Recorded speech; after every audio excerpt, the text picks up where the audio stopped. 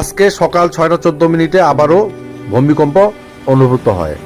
এই ভূমিকম্পের উৎপত্তি স্থল ছিল সেই নরসিংদী। এত ঘন ঘন ভূমিকম্প, আল্লাহ আমাদের হেফাজত করুন। আর যে যে ধর্মের আছেন সবাই তাদের প্রভুর নিকট প্রার্থনা করবেন। আসলে আমাদের সমাজ তো এখন পাপাচারে ভরপুর। সবাই একটু পাপাচার কম করার চেষ্টা করবেন। যারা সুদ খান, সুদ খাওয়া থেকে বিরত থাকুন। যারা ঘুষ খান, ঘুষ খাওয়া থেকে বিরত থাকুন। এত অর্থ সম্পদ দিয়ে কী করবেন?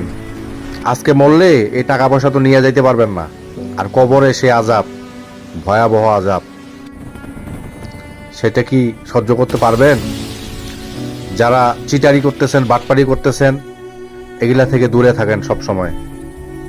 মরলে এই টাকা আপনার সঙ্গে যাবে না, এই পাপটা নিয়ে যাবেন কবরে। আর এই কবরের যে আযাবটা, সেটা কখনোই সহ্য করতে পারবেন না ভাই। আল্লাহ সবাইকে হেফাজত করুন। আমিন সুম্মা আমিন।